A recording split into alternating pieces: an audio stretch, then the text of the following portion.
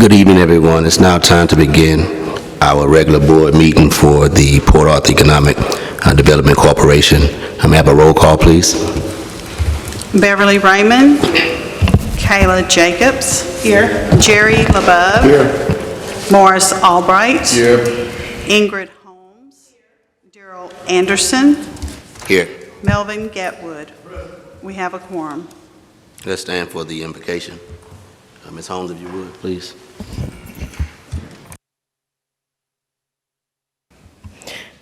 Father God, we come before you, thanking you for just another day.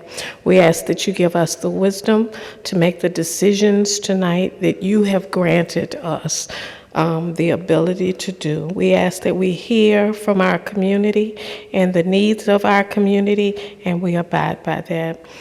This we ask in Jesus' name. Amen. Flag of the United States of America, and to the republic for which it stands, one nation, under God, indivisible, with liberty and justice for all.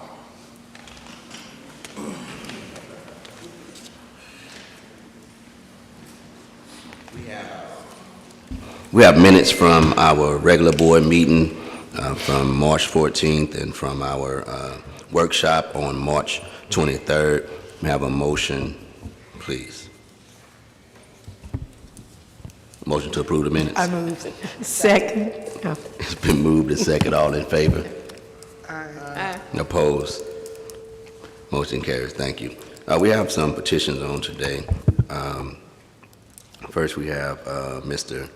Michael Pena from American Made Fabrications.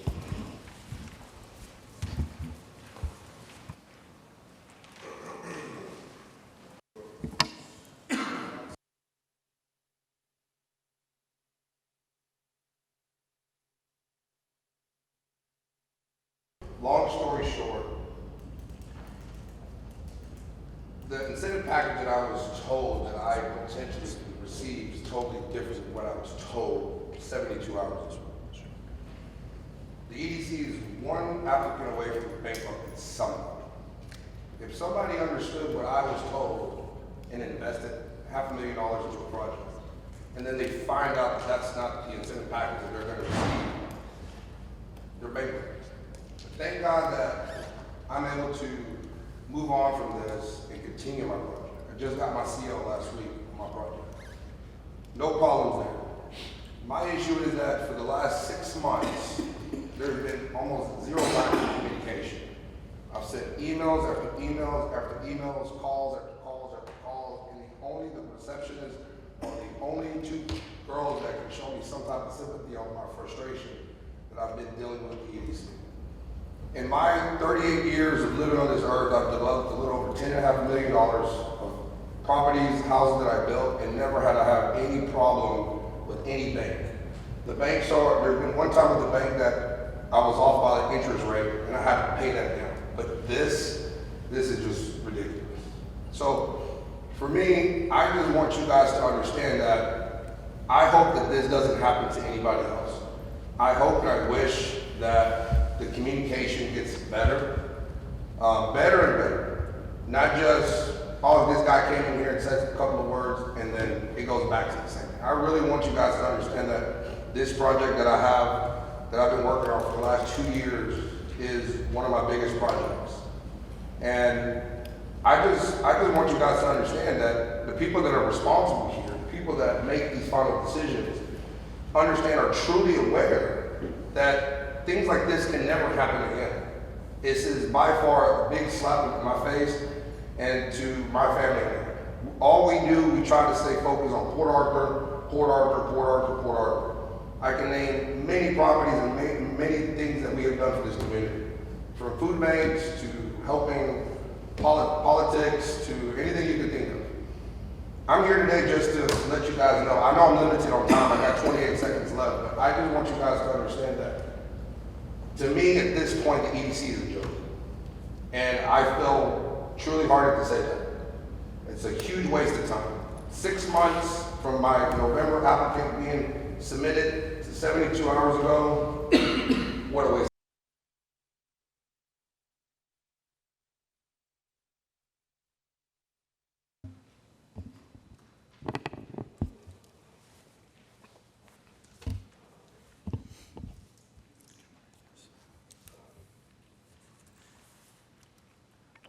Okay, thank you, Mr. Pena, for that update. We will now have a presentation from Mr. Larry Kelly.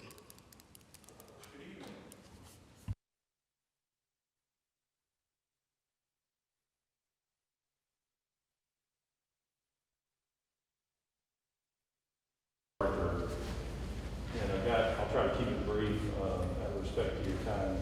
Give you a little bit of an update of the projects, the large project that we're working on at the port.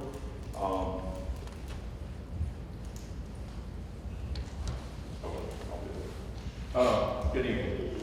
So where we're at, behind. You don't want to rate this?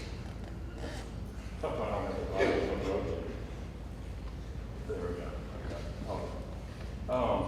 Behind you is an image of the Berth 6 project. We're at 87% completion. It's roughly a $67 million investment in our community, backstopped by a $20 million US DOT grant. It adds 1,000 linear feet of dock with 4 or 5 acres of backland.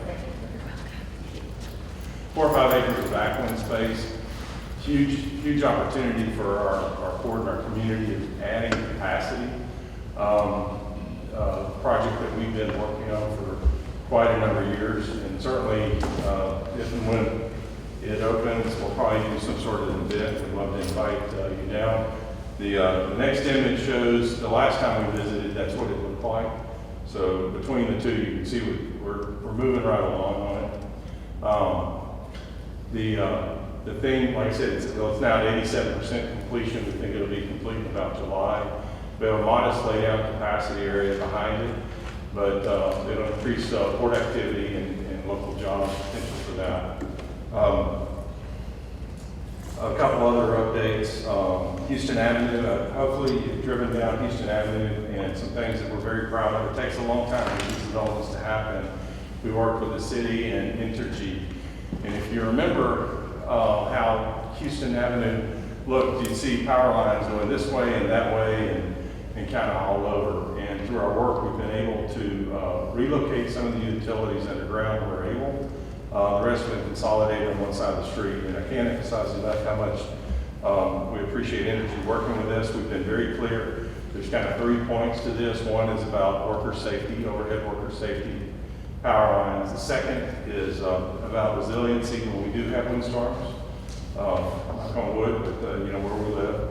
And the third thing is we've been very clear and consistent that it contributes to the blight of our community. We're working to improve that. I think you've also seen several of the old structures that we've taken down. We've got one more that the port recently acquired, and we've got a little bit of environmental work to do, and that building will be removed. So there's been some demolition, and so and that didn't happen overnight. It took a long time for it to get that way, and it's taken us quite a while to get all the approvals and stuff to do that. But if you don't venture down Houston Avenue in normal travels, I certainly ask you to do that. The port acquired from the city from about 4th Street to the flood protection levee. If you drive down there this evening, you see that it's all been milled down. The port's planning to come back and asphalt that within the next 2 weeks and making that improvement. As I mentioned before, I live, work, and pay taxes here in Port Arthur, and I've been driving down, working in that area under 2 different jobs for probably over 25, almost 30 years. And it's one of those things, as I drive by it, if I have an opportunity to improve it, we need to improve it. And it goes to the appearance and the entrance and all. So it's something very, very important to me personally. Just touch on not a whole lot of updates of the last visit on the modification to the flood protection levee. That is the current alignment. It hasn't been completely approved. It's not ours necessarily to approve, but we're working with the Army Corps of Engineers and Drainage District 7 on that alignment. And you can see where it will ultimately run over to behind here where the Seafair Center is, and then behind where the existing offices of the port, and then tie back in to the flood protection levee. This will provide an added measure of protection for our community. I think the elevation in our area will add 2 to 3 feet for protection. It does place more of the port in a less protected area. It won't change what our current protection level is, but it just won't be as great as the rest of the city. Board members, I hope we get to see that, and maybe our lifetimes or our grandkids. It's not a very fast-moving process, but we do have to plan for it. And with that project, it would essentially cut off the port access when the flood protection walls were closed. And so that was one of the things that led to the discussion of the flyover overpass. We've got a number of projects underway. I won't read them all to you. We finished some here recently, very proximate to the port, some lay-down areas of truck queuing space. Those of you that were on Houston Avenue last week and even earlier today, we've had a big run of cargo vessels, longshore jobs and such connected with it. And you may have seen some of the trucks along there. We've developed the staging areas largely to be proximate to the port. And you may be familiar with the port's plan to take the 501 Houston Avenue building, the Adams Corwin building, just to the north of the Seafair Center, and the plan to rehabilitate that 120-year-old building. If you haven't had a chance to go inside of it, I'll certainly invite you. It's a remarkable building and certainly worthy of restoration. And the plan is for us to move our offices to there, and then from there to Lakeshore to create that for staging for cargo and trucks and such. Those are probably the top ones that I'll kind of touch on. Verse 6 has been obviously our biggest one. Happy to answer any questions on that. This is a simulation. I think some of you have seen this. The flyover and Mr. Stokes, when we had the community engagement sessions, or actually prior to it, it was probably after our last opportunity for us to meet with you, made a suggestion about a simulation. And we certainly took that to heart, had this developed. I will say they're not cheap, but I'll let this just kind of run while I continue. So there's the West Side Community Center on the left-hand side. The approach, they've obviously added trees to this.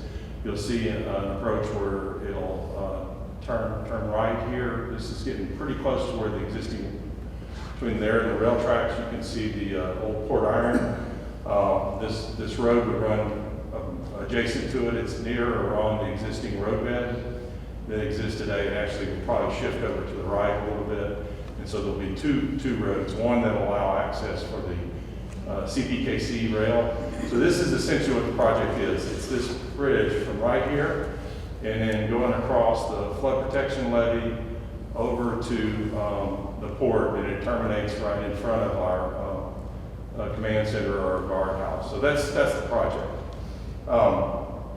And I'm happy to stop at any point and answer questions. I got a couple more slides and then I'll turn the meeting back over to you. But this is essentially about a $22 to $24 million investment on the west side of the Kansas City, or the CPKC rail tracks. A couple things that we'll add. Right now, if there's a train stopped on parallel to Houston Avenue, which there's 6 or 7 at-grade crossings, the only way around that, as we all know, is to go down 87 and go under. This would provide a secondary method of ingress and egress for our area, for the port itself, and for our community. This will be an open roadway. And I'll add that for us, where the train crosses, where the rail leads into our tracks, on the entrance on Lakeshore, it can get blocked up. We've all waited on trains, but either to get in, most of the trains that go in there are actually going into the rail yard, not to the port proper. But if they're going into our port, we can block it and limit access by emergency vehicles. So 2 of the reasons, compelling reasons.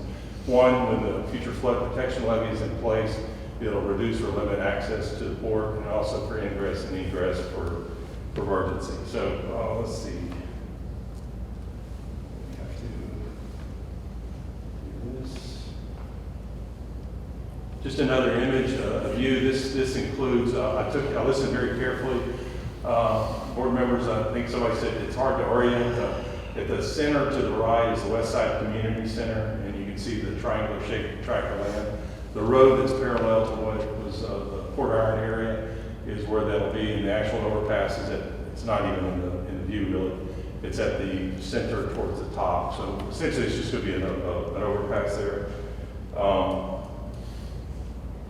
Just a little activity at the port. You know, we serve our nation's military. We're a strategic port, generates a lot of jobs. Next week you may see some activity related to that. This is some of our typical cargoes. You see the eucalyptus pulp. It all goes into a consumer product that we buy at Target and Walmart. We do a lot of outreach with the youth. When we host them, we'll ask them, where do you think paper towels and toilet tissue comes from? And they'll say, Walmart or Target. And I say, well, it's a little bit more to that. So we go through an exercise, and obviously you can see some of the components during the various plant expansions that have happened in this area. I've already touched on some of the various projects we have going on. There's some of that's a safety meeting before a military ship. That's all of the longshore labor at the ramp there. That's usually about 6:30 or so in the morning when that happens. And then to the west side of the flyover. This was approved in the past session of the legislature. I'd like to touch on one of the things that was asked of us was to host a community meeting, and I remember the back and forth a little bit, and we certainly complied with it. Actually, we had 3 sessions, and we were able to accomplish that right before Christmas. It was after we had the PCS training here, which was a great community event, and we hosted this, and we plan to do more. This was a start for us. The challenge was getting the simulation in place. That was a pretty fast-moving item, but I took it as being important to be able to demonstrate or show what we're going to do. Here's just some photos of community engagement that we've had, and this is just touching on lightly about our contractor outreach program that we have, a contractor diversity program. That's essentially the comments I have. I really want to answer any questions you may have, updates on the project. I'll tell you. Probably before you see anything happening, we're moving at the speed of the tech stop, right? And we're all seeing what's happening on the Cloverleaf. Probably won't be like that, right? Probably a year and a half before you'll see the dirt turn. We've finally entered the agreement with TxDOT. The plan is over the next probably 6 or 8 weeks, we'll start the solicitation for a design build for the right firm to do that. So anyway, I'm certainly happy to answer any questions, and well, that's really all I have, and I appreciate your time today. Yes, sir. Larry, is Dock 6 going to be able to handle the same amount of weight as the other docks, or will it hold more? It's actually an improvement. So some of you are familiar with that Johnny Cash song, they build it one piece at a time, and so the earliest docks may have been, early dock 1 and 2, are probably around 800 or 850 pounds per square foot capacity, and over the years it's gone up to 1,000, 1,200, and we're somewhere probably between a 1,500 pound range. So every time we build it, the other thing that the Berth 6 will do is it's fully prepared for the deepening, and many of you are certainly aware of what's going on today offshore and in inshore Sabine Pass, where the deepening of our waterway will go from 40 to 48 feet. The process that's being done by Sabine Nation Navigation District and the Army Corps of Engineers is to take it in 2 lifts, to take it from 40 to 44 feet, take it all the way up to Beaumont, and then turn around and start again to take it out to 48 feet. That dock is ready for that deeper draft. Thank you for the question, Ms. Robert. Hello, Mr. Kelly. Hello. I have a question for you in regards to the community outreach session. So as we discussed back in November, we amended, right, our resolution that was voted in to include a request for a very targeted communication campaign with the West Side community, mainly the New Addition, to have them informed fully of the plans for the TxDOT constructed flyover. From what I have seen and heard, it does not seem like there was a very large turnout. It doesn't seem like the campaign was successful. And I'll tell you, we talked to the Politics Center or others that host community listening sessions at Westside Community Center, and it happens all across town or all through the area. You hope for a bigger turnout. You plan for a bigger turnout.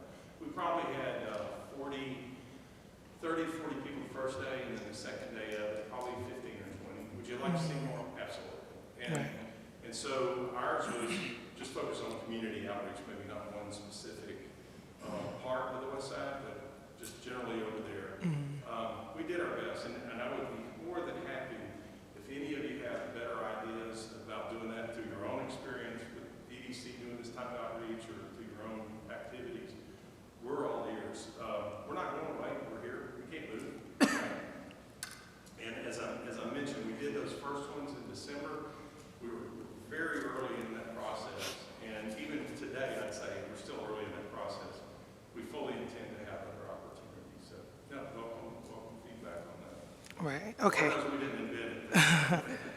Absolutely, no, the port is here, the port is our neighbor, and we're glad to see the progress, but I think that in these instances, the community that's impacted directly has to be the priority, and I think that our community more than deserves a fair chance to be able to be informed in advance, to be able to attend these sessions.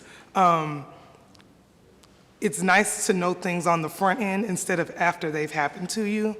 And in Port Arthur, things tend to go the latter. And it's unfortunate, but it's avoidable, 100%. And so definitely look forward to continuing to work with the port, but we need the port to be the best neighbor possible. Larry, I was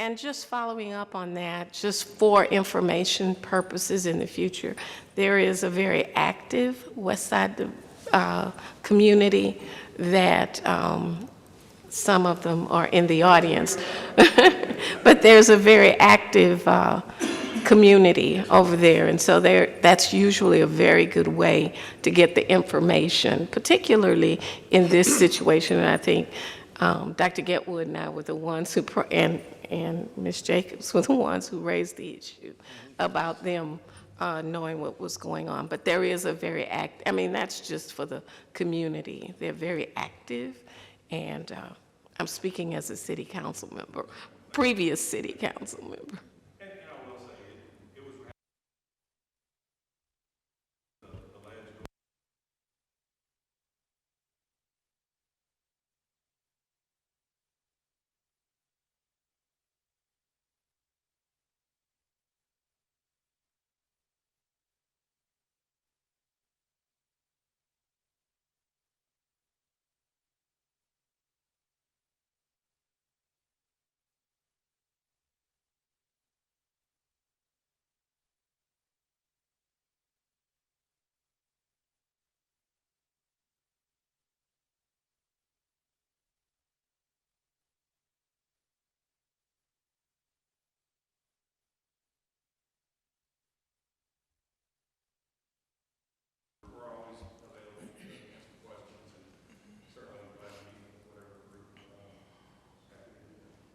I have one more request, I'm so sorry.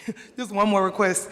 If possible, because to my knowledge, the members of especially the West Side Neighborhood Association and all the other neighborhood affiliated groups, I don't believe that they received any actual views. This is probably some of their first time seeing, right? The simulation that we received, at least what do I want to call it? Just like some assistance, visual aids, right? Visual aids to see what the proposed construction would look like once completed. I don't think they've seen any of that. So at the very least, if that can be provided to members of the community, if not by mail, maybe post it on the port's Facebook page, something. Project design usually goes, there's a conceptual, and then it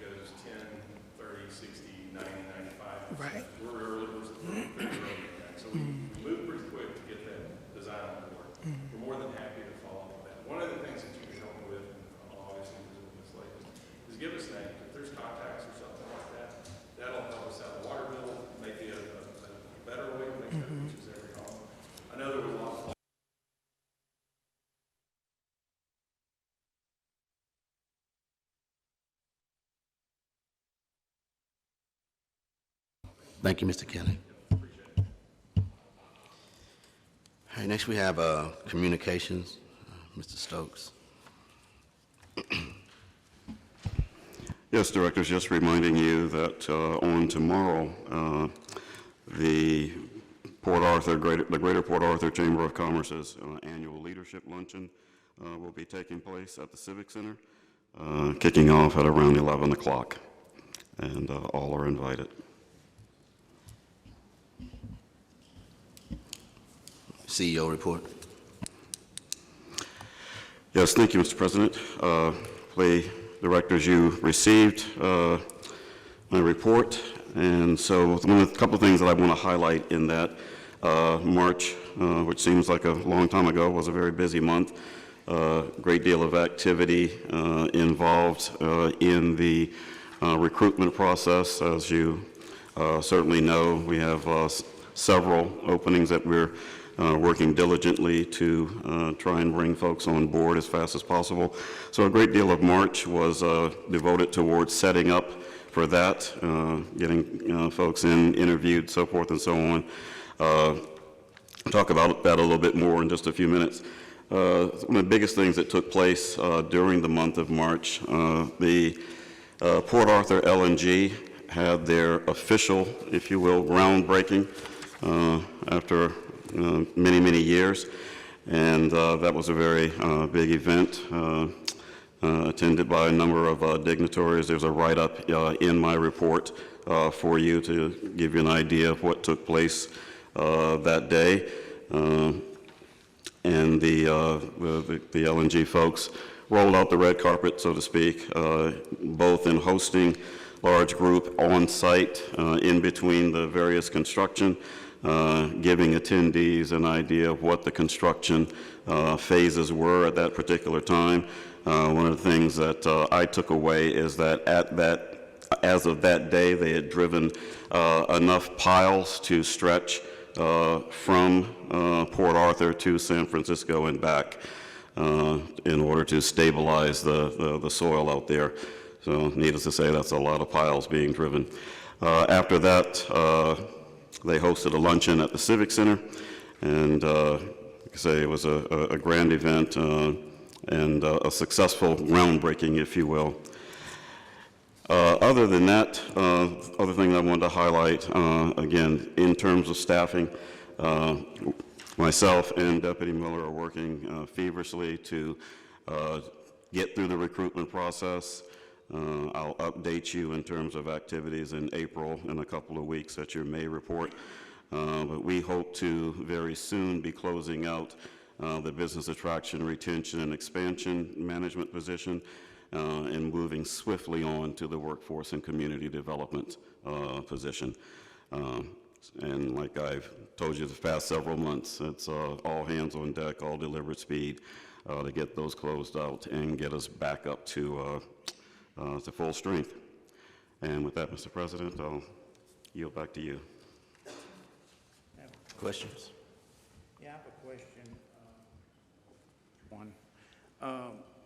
This Sempra that you went to a couple of days ago, I seen on TV that they're looking for 500 individual jobs openings. And I was wondering if you dealt with any of that on that. Yes, as a matter of fact, they provided us a very wonderful flyer, which we then, in fact, posted on our website. We work with Workforce Solutions to get it posted and distributed with their organization. I will be meeting with the PAIG in a couple of weeks, and we'll be going over that and putting together some type of strategy. It is not just those positions, as you know, sir. You know, they're going 24/7, and shortage of truck drivers as well as the 500 workers. So there is lots of opportunity, if you will, for the Port Arthur Economic Development Corporation to be a good strategic partner in attending to some of those workforce needs that they have. Yeah. And also on this lift station, a couple of months ago, you requested or said that you was going to be getting with the city manager to get some of our money back. How's that coming? Yes, sir. As a matter of fact, we had a meeting of his, some of his direct reports a couple of weeks ago. As I also mentioned, and Director Albright also mentioned, they're at a point where we're going to have to do a mandatory study because we are triggering TCEQ's capacity in terms of kicking off a study. We met a few weeks ago to talk about doing that study and how we could split the costs up for that. I'll bring greater detail to you about that in May, still working out some things with the engineers and with the city. But that is going to be an opportunity because that is such a large-scale project for us to do some collaboration as well as some cost sharing. So I'll have more details on that later on. Going back to the lift station, though, just a reminder, we were trying to expedite that, and in doing so, it needed to come under our procurement procedures because we can expedite things a great deal faster than the city could. So it isn't that, we're not going to have conversations. Like I say, we are in conversations with the city on splitting the cost for the major study for Spur 93 as well as Jade Avenue's infrastructure. But as it related to the lift station, it was all deliberate speed and all hands on deck. So that was just a lot easier with Attorney Zeck's guidance to expedite that under our procedures, as opposed to the more that we would have involved the city, the more that we would have then brought in their procurement, which would have slowed things down. But that doesn't mean that we will not have continued conversations about cost sharing as we look for ways to collaborate. A couple more things I have is I want to share with the board. I was at the council meeting the other day when you went into partnership with BBC, I guess it is, small business, and this company, Retail Strategies, LLC, I think the guy was. Is that correct? Mm-hmm. And I've been looking at some stuff about that, and today I got a call, and of course, I thought you would have brought this to the board before you went into a partnership and talked to us about it before you would have talked to them about it. But I got a call today from the city attorney stating that this Retail Strategies LLC is not licensed in the state of Texas, and they did apply and they was rejected. And I was wondering if you knew anything about that. First things first, in terms of Retail Strategies, the Board of Directors approved an agreement with Retail Strategies and the EDC back in February.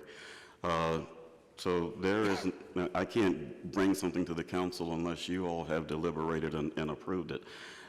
As far as a partnership, there was a partnership for a presentation to discuss ways that the EDC, the SBDC, as well as the Chamber can collaborate on ways of implementing the City of Port Arthur's strategic plan, master plan, as it relates to one section, downtown revitalization. That is in keeping with the project that was brought to you back in February that you approved. It was about implementing that particular chapter of the city's plan. As it relates to the paperwork, you're correct, Director LeBeau. The headquarters of Retail Strategy is very well aware of the situation. They are working diligently on it. They are also aware that we have alternatives. They are not the only game in town, but I owe it to them to give them every opportunity to try and rectify their situation. But I do thank you for bringing it. What I don't understand, how we used to do it, we go out for qualifications, request for qualifications, but are y'all doing that before? Looks like you might be putting the cart before the horse. We used to come in here with a application to the board and to see if it's even feasible and if we want to go forward with it. And it looks like what's happening now is you're doing everything and then bringing it to the board for approval. And this is what happened to this one here, evidently. It was never looked into deep, I don't think. Because if you could have found out about it, and, I mean, we done went through, wrote a contract with them, and as of now, to me, the contract's no good. If they can't deal in Texas, you know, We- I don't want to get into a specific issue. We can put this back on a future agenda, but this posting doesn't anywhere talk about this specific contract. And so I would hate to have a very specific discussion about a very specific contract that isn't properly posted on the agenda. So we can certainly put this issue back on a future agenda, but I would prefer that we not have any in-depth discussions on a staff report that doesn't list any of these specific projects. okay. And I think the last one probably I have is, well, there's a couple, but I have to stop somewheres, I guess, is back in April meeting that we didn't have, we talked on the agenda was this Mookie Marketing Group, LLC, and it's not on our agenda. It's not on our agenda this time.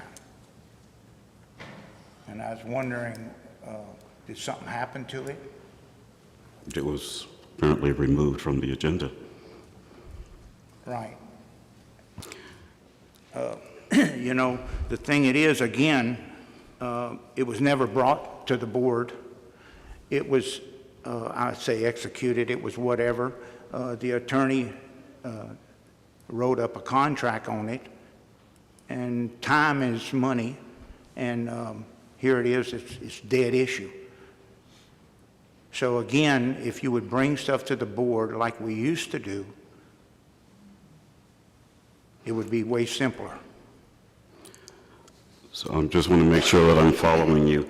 An item was brought on the agenda for an April 1st meeting that did not take place. Since that time, that agenda changed for this particular meeting. Some things were added, some things were deleted. In that particular case, I echo your words. It's a mute issue, so there's nothing to be brought to the board. That's why it's not on the agenda. I agree, but there's money involved now. The EDC spent money with the attorney and time, because this Mookie or whatever didn't just appear. You had to deal with them. In fact, it was dealt with on a Saturday about noon. That's when you sent over the paperwork to us. So I'm here to save the EDC money and taxpayer money. Mm-hmm. Do you not see that?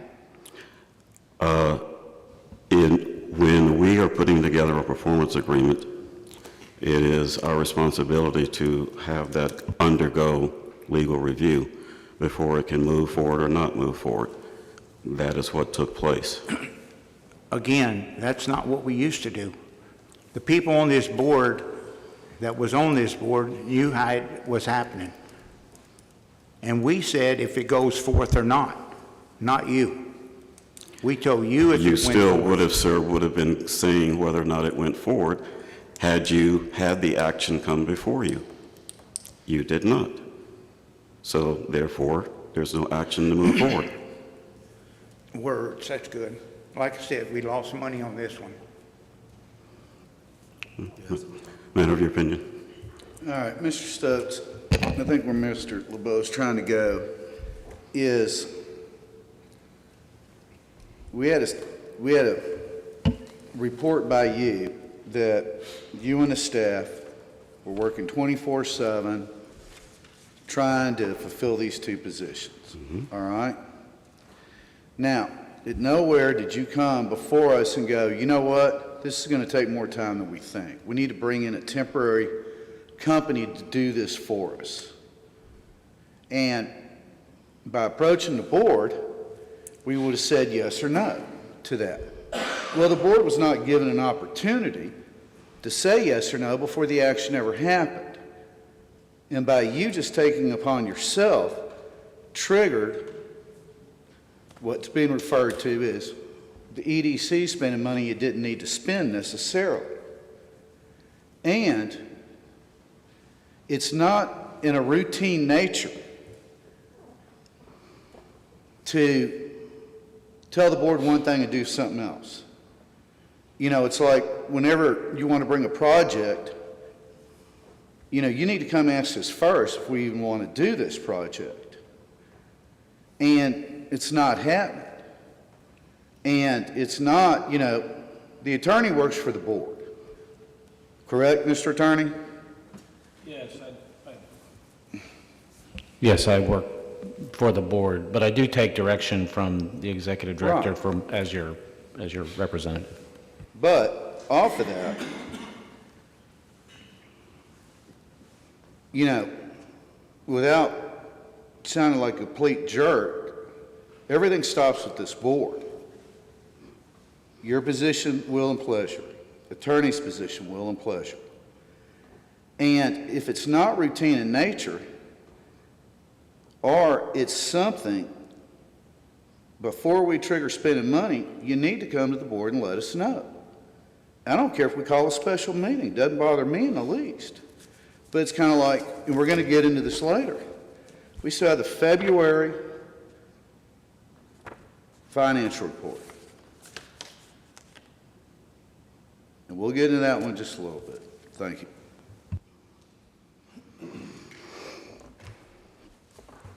Anyone have anything else? All right. Thank you, Mr. Stokes, for your report on today. We'll move to unfinished business. First item is to review, discuss, and possible action regarding entering into a purchase agreement associated with the purchase of approximately 1.2 acres of PAEDC-owned property located southeast of Highway 73 and to the southwest of 9th Avenue. May I have a motion, please? So moved. It's been moved and second. Mr. Stokes. Mr. President and Directors, I'm going to humbly ask that this be removed from under unfinished business. The proposed purchaser is continuing to evaluate expanding their purchase. That's something that I will go over with you later on in executive session. But there's no need to continue this particular item because it is mute. They're either going to purchase more than this 1.25 acres or walk away, and I'll further explain that later. Make a motion to remove. Second. All right. It's been moved and second to remove this item from unfinished business. All in favor? Opposed? All right, motion carries. Consent agenda item, the only one we have, to review, discuss the possible action regarding the third and final renewal of a contract with S&S Investigation for security and security guard services at Spur 93 Business Park.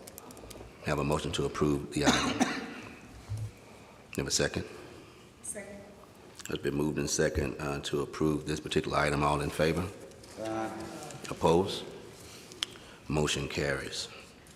Agenda item number 1 of the non-consent, to review, discuss the possible staff direction regarding crafting language of insertion into the Board of Directors Policy and Procedure Manual governing the submission and approval of requests for agenda items and canceling of meetings. May I have a motion, please? Make a motion. May I have a second? Second. It's been moved by Mr. Albright and second by Mr. Getwood. Mr. Stokes. Yes, Mr. President, thank you, and directors.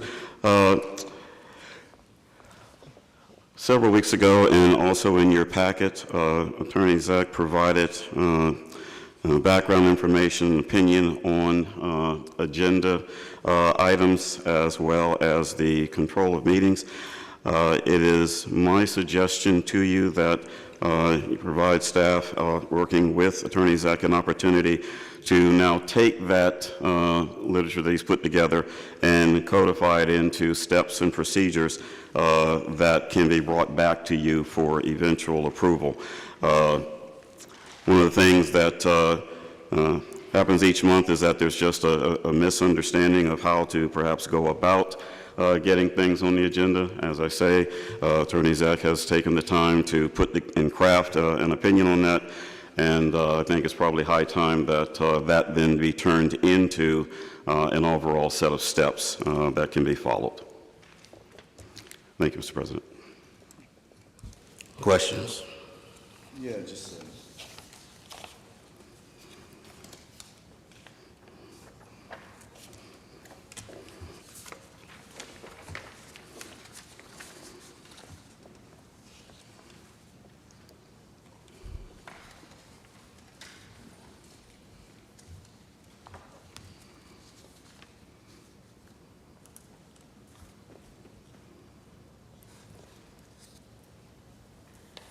I had one here. Who I'm going to talk to about it? Not oppose it. Go ahead. Yeah. Turn your mic on. Here's a corporation, no later than 5 business days. The bylaw states 5 days.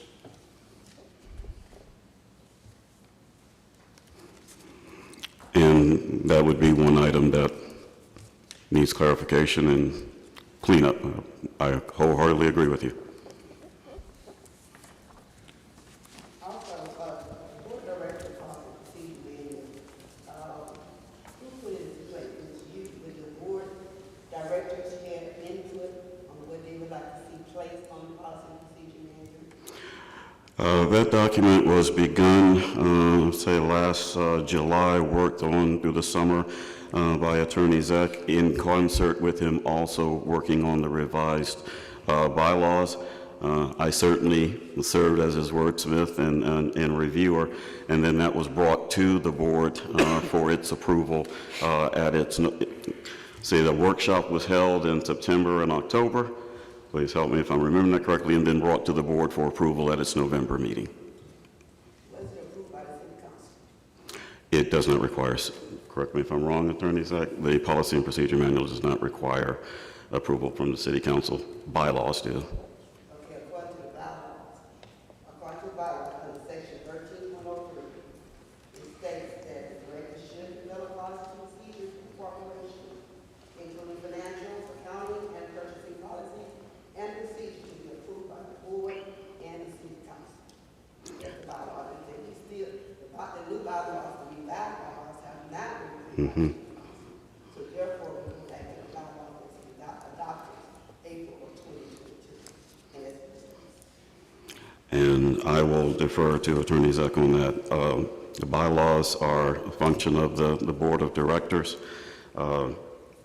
So whatever is in place, to go back to answer your original question, the body approved what is considered the policies and procedures, where setting aside the issue of whether or not they're valid or not, according to what you just read, back in November.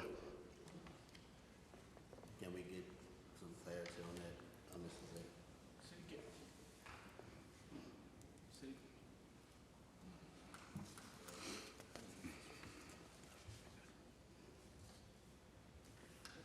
No, 2 mics on. We've got. Okay, all right. So this board has approved bylaws, but the city council has not approved those bylaws, to my knowledge. So as a result, whatever bylaws are currently in place, those are the bylaws that we are obligated to operate under. I don't have those memorized. I don't know what they say. So whatever they say, and that's what we need to comply with. Is that the answer? Is that what we're looking for? Yeah. Yeah.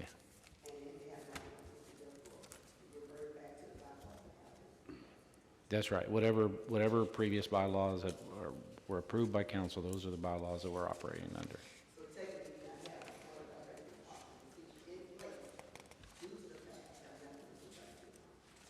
I don't know the answer to that question. I'm sorry, I can't keep up with what's been approved and not been approved. Yeah, but to the extent that the current bylaws require policies and procedures to be approved by council, then they need to be approved by council.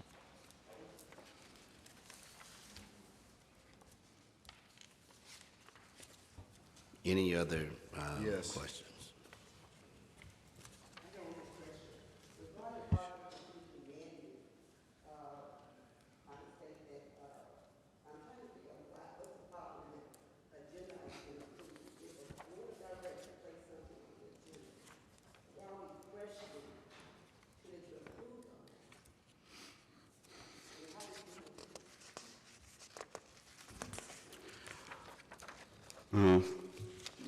Director Raymond, from my contribution, agreed. And therefore, what I'm suggesting is that since an opinion has been provided to you all, let's just simply adopt that and put it in terms of it making it codified, so that if and when the revised bylaws are eventually approved, and therefore this updated policy and procedures manual goes into place, there will already be a section that clearly articulates everything that you just said.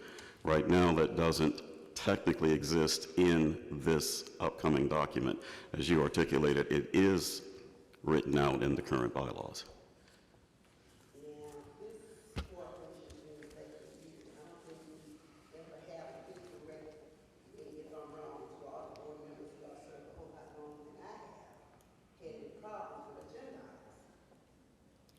Can't turn the mic on.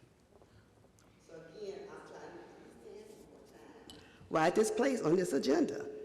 Now, if I'm wrong, please correct me, especially the PES board members who have served for years. Have we ever had a problem with agenda items?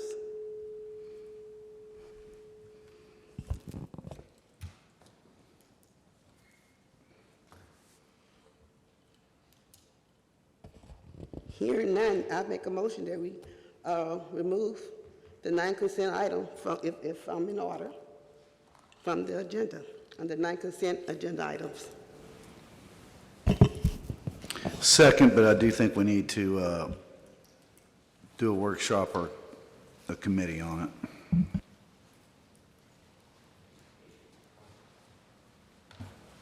it. Workshop and committee on what?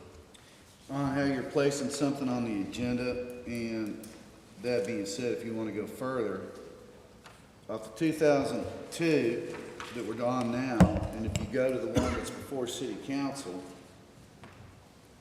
Attorney, I'm not getting, because it's both the same, where you believe the president has the authority to set the board agenda. I'm sorry, all I did was analyze the current set of bylaws and rules. I didn't analyze what's Well, going. it says, based on the current adopted bylaws, I believe the Right. president has the authority to set the board agenda and other matters. Yes, that's true. I believe that based on my review of all the documents. It's not clear, quite honestly. So it's certainly just my interpretation of the documents brought together, because it is not clear. Technically, under the law, the only individuals, unless this body sets specific policy and procedures as to who can or cannot place an item on the agenda, this body is the only body that can approve what goes on the agenda. And technically, if you think about it, they do that every single meeting, right? By voting to what we just did, remove something from the agenda if the body doesn't want to discuss it. So I certainly urge you to adopt a very clear policy as to how individual directors may place items on the agenda. There are ways to do that. All of my clients, for the most part, have very clear policies. Your policies, as currently drafted in bylaws and others, it is not clear. And so I just simply read everything and interpreted it in the best way that I could, as I thought it would be interpreted under the law. That's why I think I said, I encourage you to adopt a policy that makes very clear how an item is placed on the agenda. It can be very simple. A director may place any item on the agenda so long as it's turned in within 5 business days prior to the agenda having to be posted. I mean, it could be that simple. I have other clients who require 2 signatures of other council members when it's a city council. So there's a broad spectrum of ways that you can do it, but it needs, in my opinion, to be delineated very clearly so that we don't have the issue that we currently have with respect to whether or not things go on or don't go on or how they go on. And I don't want to get in the middle of that stuff, to be honest with you, because it doesn't matter to me one way or the other what goes on the agenda.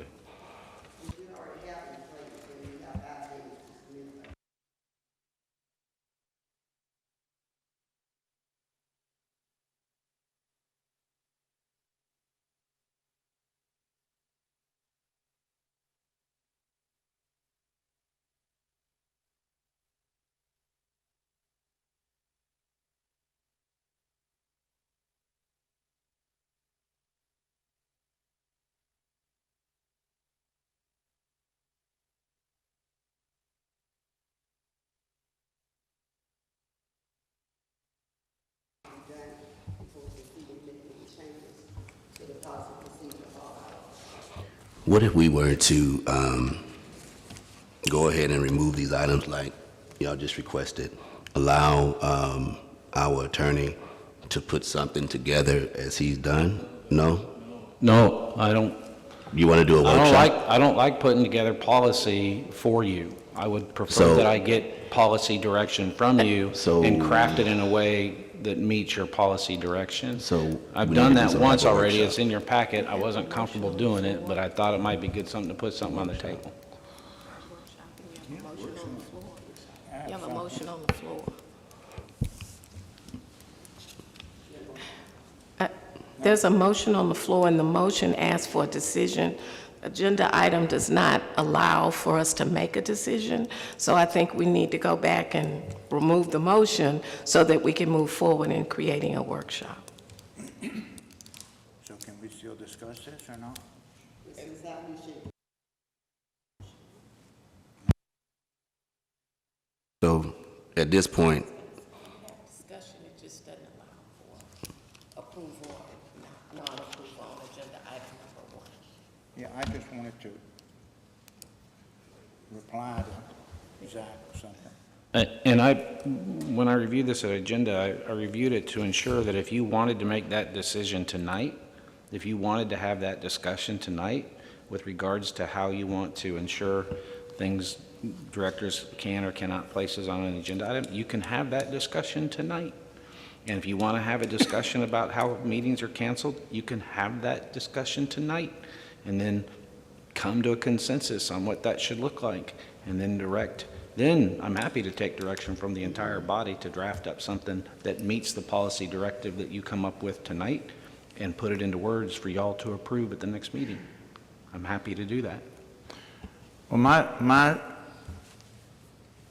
thing here is, we've been working on this a long time, working with it a long time, and it's worked. There's 3 presidents right here. We know exactly what we need to do.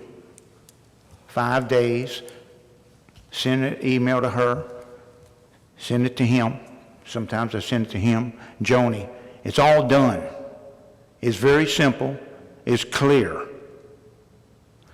But stuff's still not put on the agenda. It's not what to put on the agenda, it's what not to put on the agenda. That's where my problem is. I'm not sure why you're looking at me. It's not my policy consideration. Oh, I know.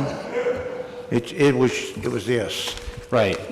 we, You again, hire me to give legal opinions, and I give legal opinions. again, I believe we still need to just do a workshop and just get this cleared. Then we can give our attorney directive on how to proceed with this, and we can all be on the same page as it relates to this. So I guess that will relate to items 1 and item number 2. And I want to remind everybody that the question that was presented is whether or not the president had the authority to set the agenda.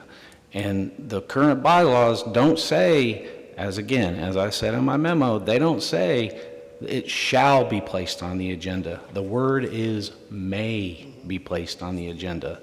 And words mean things. And that's why when I did if that word had said shall, my analysis would have been completely different. Who asked you to do this? The president and the director.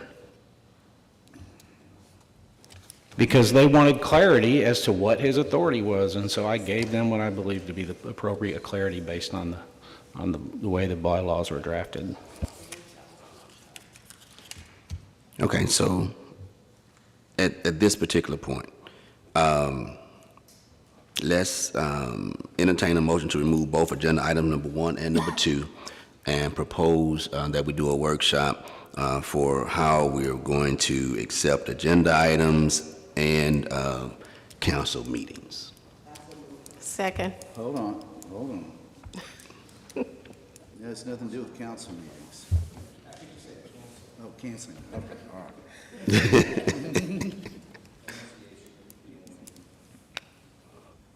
right. I have a motion, do I have a second? Been moving a second? All right, all in favor? Opposed? Motion carries. We will try to get a workshop set up quickly. All right, agenda item number 3, review, discussion, and possible action regarding an amendment to the PA EDC Articles of Incorporation for adopting a name change for the PA EDC and approving all necessary public filings to effectuate the same. May I have a motion, please? Sorry. It's been moved in second. Mr. Stokes. Thank you, Mr. President. Directors, back at your February meeting, a discussion was had with you and received staff direction on the possibility of altering the Articles of Incorporation to make the name of the corporation Port Arthur Economic Development Corporation. Right now, it is the City of Port Arthur Type 4A Economic Development Corporation, so forth and so on. Staff was given direction to proceed. That then in turned into a body of work that Attorney Zeck and his team put together. There's a draft resolution in your packet concerning the proposed change. Simply a one-page submission to the folks in Austin, just simply modifying the Articles of Incorporation. Again, by way of background and reminder, this would allow the official name of the corporation to sync up a lot better with what has become over the course of time the accepted name of the corporation, as well as what will then eventually show up in marketing collaterals and so forth and so on. So it's just a simple, basically bringing everything up to what is become the common way of referencing the company. Thank you, Mr. President. Questions? Well, I don't have that piece of paper. Yes. Anybody have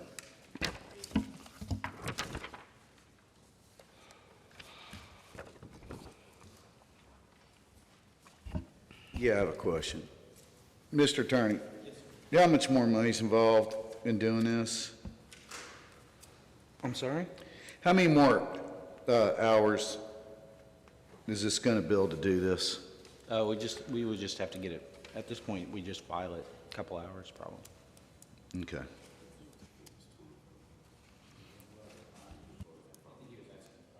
Yeah. All right, thank you. Any other questions? Hold on, I do. You know, if we're going to go this far in it, if we're going to get into the Articles of Corporation, Mr. Attorney, are we better off getting rid of a treasurer in the articles since that's more professional staff? And I'm sorry, I apologize, but I guess my assumption is the articles address a treasurer position. It's in the bylaw, so my gut's telling me that they listed a president, a vice president, a secretary, and a treasurer. That's what my gut's telling me. Right. Because you wouldn't have the rest of it. Well, the statute for a Type B corporation says that you're only required to Have a president and secretary. president and a secretary. And which, you know, just for meeting purposes, you can throw in a vice president in the articles. But right now, and especially under the current bylaws, there is a lot of responsibility out there in that treasurer position for a volunteer position. I agree with you, sir. Yes, 100%. A practice that I see quite often, even for Type A corporations which require a treasurer, is that those functions are assigned to a staff member. And so eliminating the treasurer position certainly I don't think would have an impact on your day-to-day operations of the corporation. And I agree with you, that unless it's a treasurer in name only, it's an awful lot of responsibility for a volunteer. And I just pulled up the original, I'm sorry. Still time up. Go ahead and finish. Yeah, I just pulled them up just so I could take a look at it. I'm sorry, Type A, you're a Type A corporation. We do require a treasurer. Oh, okay, you do require a treasurer, so sorry about that, too many corporations I represent across the state. Even then, though, what we will typically do is in the bylaws, we'll create an assistant treasurer position, and then that person is usually an employee of the corporation, which is what I have written. Yes, sir. And I'm going to look just to see if it mentions it in the articles, just for reference. It does not. Aye.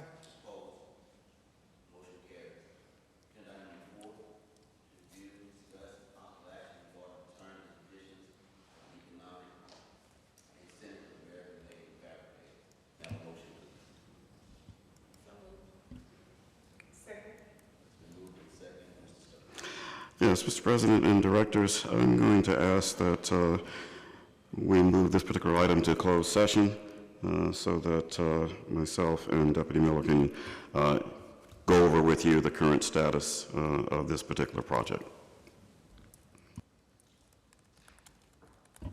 Move to table until after executive session. Nailed it. So proud of you. Perfect motion.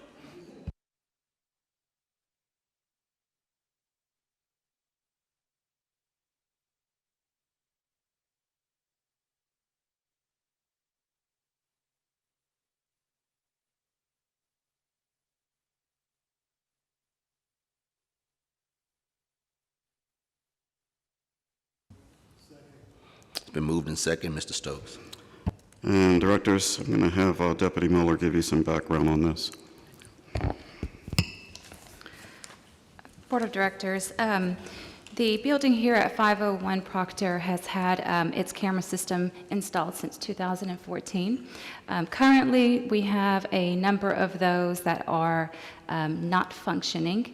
The majority of them are not functioning at the moment. So we do recommend that we replace the entire camera system.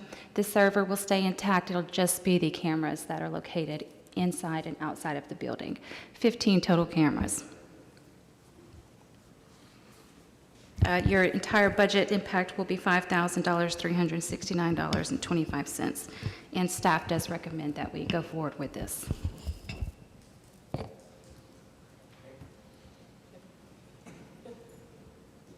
I have a question. If the server's from 2014, because it's not a very technical computer that's acting as a server for this, shouldn't we replace it if we're replacing everything else?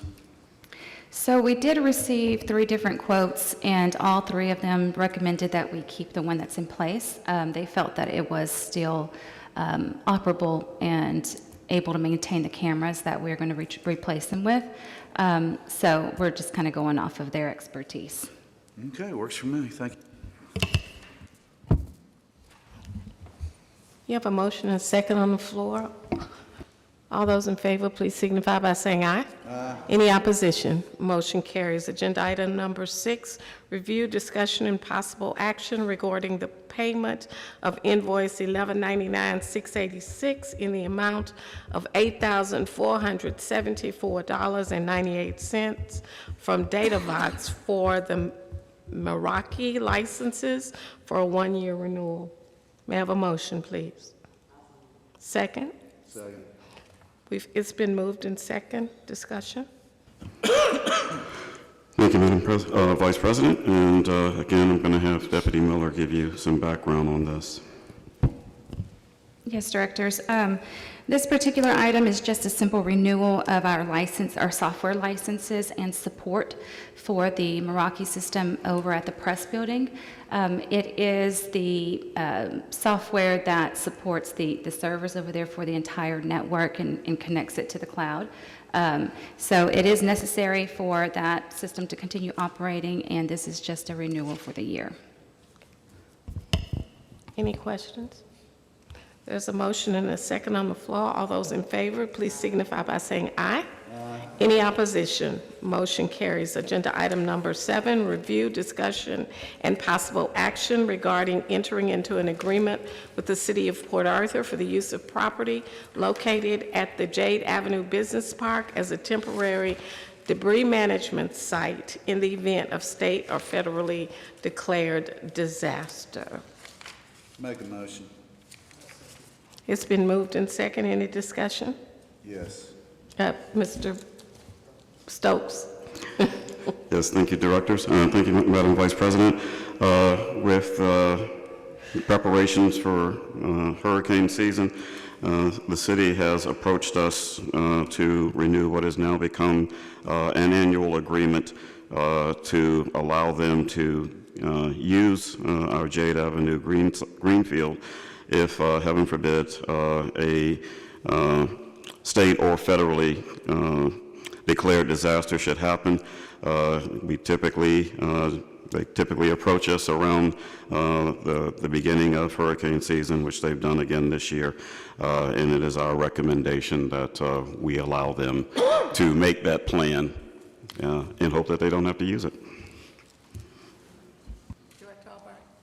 Yes, I do have one question about this, and that is, in the agreement, it talks about remediation and everything else, but my question, and it might be to the city attorney, real estate-wise, if I create a temporary landfill, even though I go ahead and remediate it, you know, it doesn't say to what level they're going to remediate. Right now, I got brand-new dirt. So if I want to, 50 years from now, I'll put a housing development there. If I do a temporary landfill, am I now strictly commercial? And am I going to have to pay over it, and it's going to decrease the value of the property? And I'm not so sure that that isn't a question for a real estate attorney.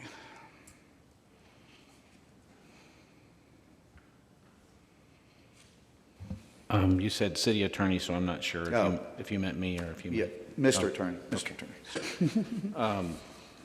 So those are good questions. I didn't, first of all, I didn't realize that they were using the site to the extent that it became I don't know what the definition of landfill is, so I would have to determine. Well, it's going to be for refrigerators and stuff like that and everything else. And Yeah. the last time we had a hurricane, we did it on the soccer fields.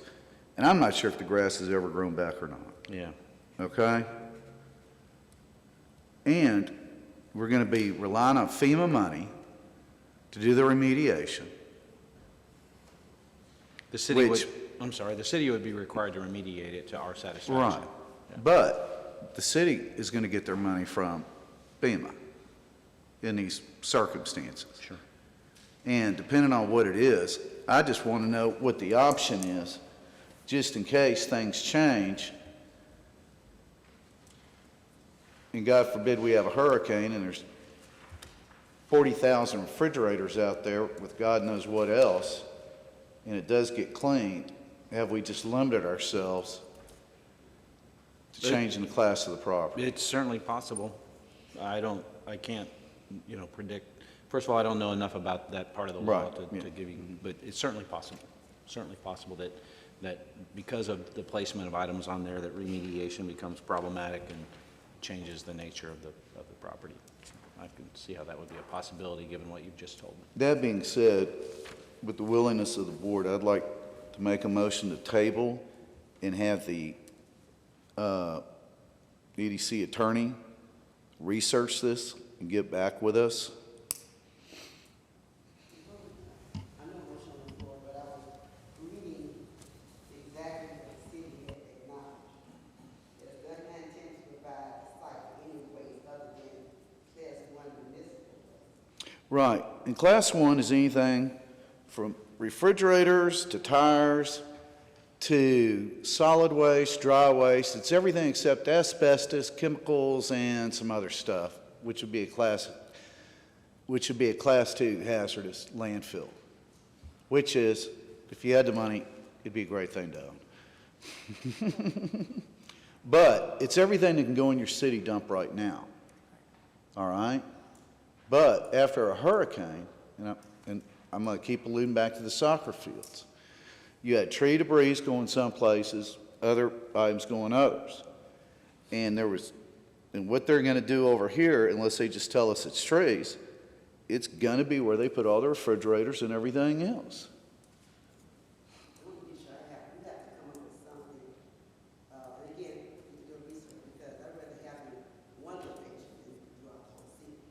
Well, no, but you're going to have multiple locations. Now, in the past, I think most of the trees went up to Beaumont and one other place. Because if we get hit, it's normally, you know, it's everything from Beaumont down. But, like I said, if everybody's okay with it, just to have the attorney research it and get back to us, see if we're going to change the value of our land. So need a second. Would you repeat the motion and then? I make a motion that we table and direct the EDC's attorney to see what the consequences of us doing this is and to get a recommendation from him. May I have a second? A second. All those in favor, please signify by saying aye. Aye. Any opposition? Motion carries. Agenda item number 8, review and discussion that all CEO travel outside of the Golden Triangle shall be approved by the board prior to CEO travel, and all CEO travel invoices be approved by the board prior to reimbursement. Requested by Director LeBeau. May I have a motion to get it on the floor, please? Second? Second. It's been moved in second. Discussion? Mr. Stokes, is there any discussion on your part? No, ma'am. Provided answers to this and other questions that are in your packet, and Okay, thank you. those are still in place. Thank you. A month ago, you stated that you didn't have to bring it to the board, and you wasn't at our meeting with council, but Charlie Zach stood up and said that all travel comes through the board for approval. And I wouldn't understand why you wouldn't want to, well, you need to come to the board for travel. That's all I can see. As stated in the answers that I provided to those questions, the contract that the Board of Directors approved in November, City Council approved back in March, has a certain amount of travel as mandated by the board as it relates to organizations that we are officially memberships of. It only requires, per that contract, that I notify the board that such an event is coming up. If you remember at your December meeting and then again in your January meeting, I actually had those items for discussion and went over at length what was the upcoming schedule of travel for the next several months, which was approved. If you want to add additional language to the contract under which I'm under, serve at your pleasure. But as that language was put in, there is mandatory travel so long as I notify you that that mandatory travel is on the horizon. And who would have put that language in there? The board put the language in there last summer when the agreement was being put together.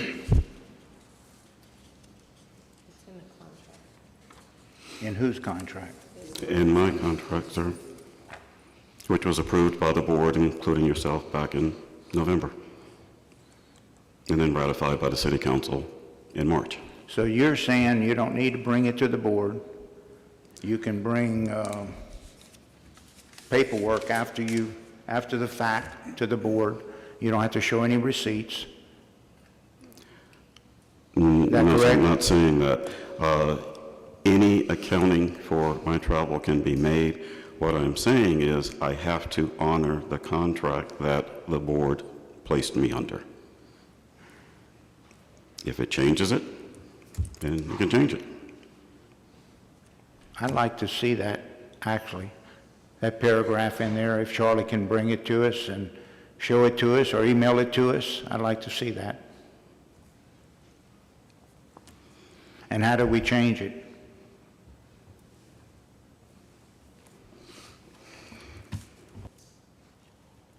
The board and the EDC director agreed to the change and executed an amended agreement. So we'd have to have a special meeting for that? You would if you wanted to do it before the next regular meeting. No, no, it don't need to be You don't done. need a special, No. you don't need a special meeting. For clarity, then, we would be modifying his current contract?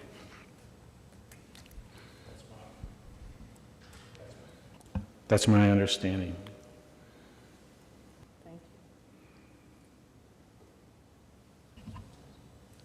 Certain things in this contract was mandated, the workshops and different things.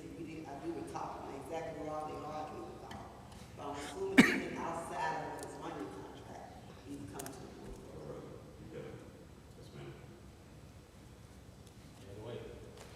Well, I've got it right here. All right. No, because I'm going to ask you to read it and give me your definition, because I don't see the word mandate anywhere. If words matter. Yeah, so this was the section I was looking at. This states that in order to facilitate CEO's representation of the PDC in the economic development marketplace, the PDC agrees to reimburse CEO an annual amount upon presentment of receipts, and yet annual amount not to exceed $15,000. So pursuant to this provision contractually, if he presents you appropriate receipts, he's entitled to reimbursement, and the contract does not require that he come get permission before he makes the travel, but rather that you've provided him up to $15,000. Anything over $15,000, he would absolutely have to come to you for permission. Well, it'd be helpful if you just pointed out to me, so I'm not trying to guess.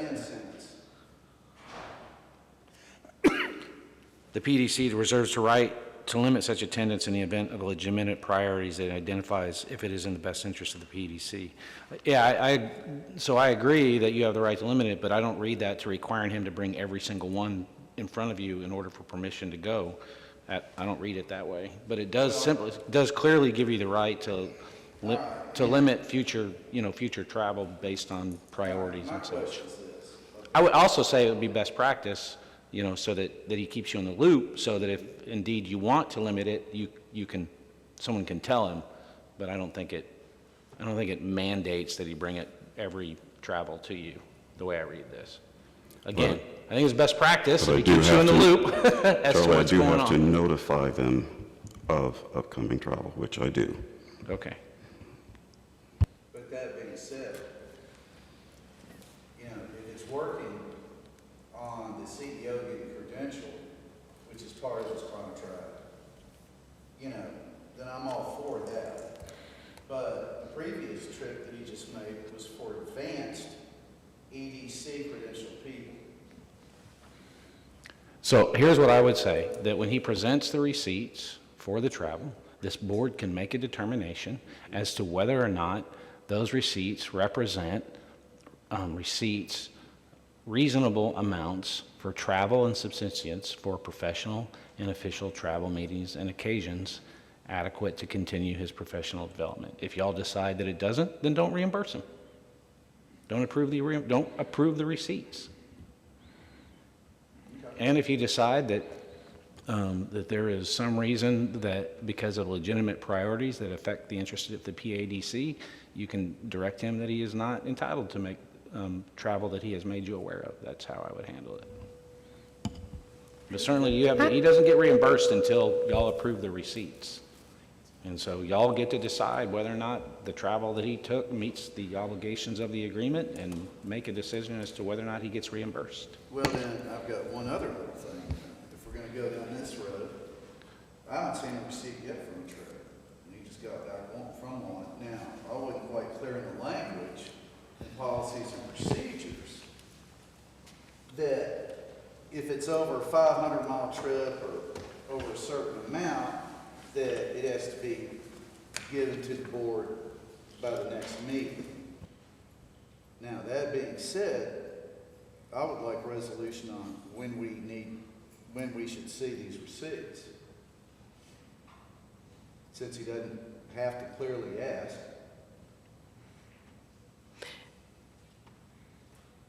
And I have a procedural question. I know that we should see the receipts, but does it come to each month to us, or does it, like every other expense, as if it were a city council or someone like that, it goes directly to purchasing? No, And it's city secretary, if it's Well, council. yeah, but to be reimbursed, it goes to purchasing. And city secretary merely signs off on it, doesn't approve it or disapprove it, only moves to see that they have taken the trip. So my question to you is, In this case, Madam Vice President, all my submittals have to be approved by the president. okay. Where's that at? It's on the paperwork, sir. Where? Show me. Under your contract, under policies and procedures? I'm talking about the actual expense form. When the form has been filled out, it is submitted to the president for ultimate approval because. All right, well, let's go back to policies and procedures. Give me just a second. Because I really don't care what's on the form. Let's go with what's current. Is that not the current? Yes, it is. When policy and procedure, we just talk about that, that's the one. Well, hold on, I got another one if you don't like this one. You saying this one's old? That's the one we talk about in the workshop, and make necessary changes. So we're talking about the previous. The previous bylaws are. No, we're going on policies and procedures on this one. This isn't the bylaws.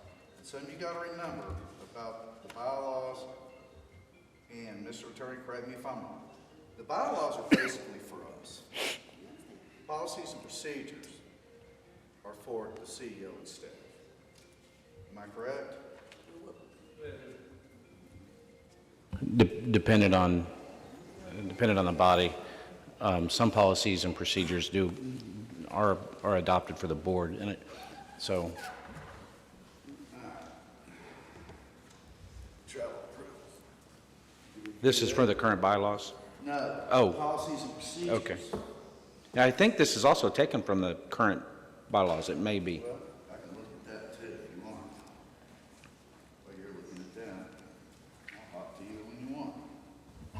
Yeah, no, this is very clear. The travel related by either directors or the chief executive officer will be greater in $5,000 in cost and/or involves travel out of the state of Texas must be approved by the board of directors prior to the commencement of the travel.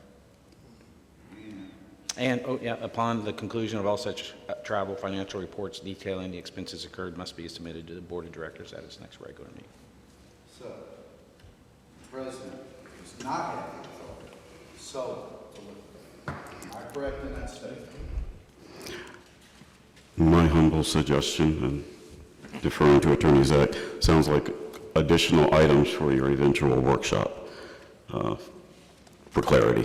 Well, I would certainly like to have clarity right now, ASAP, rather than wait for a workshop to make sure that this is being done correctly. Under the contract, it says presentment for reimbursement. I assume that to be the EDC Board of Directors. Unless the Board of Directors has given the president the authority to handle that, then which would be either a bylaw or policy procedure, depending on how you do it, those receipts would need to present, in my opinion, would need to be presented to this board for approval, unless this board has given authority to the president to make those approvals.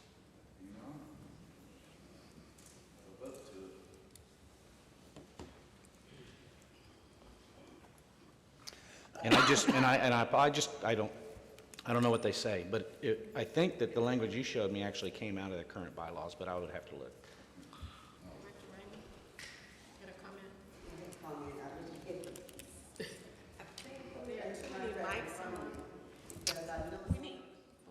We need to make sure our statements are recorded. My mic is.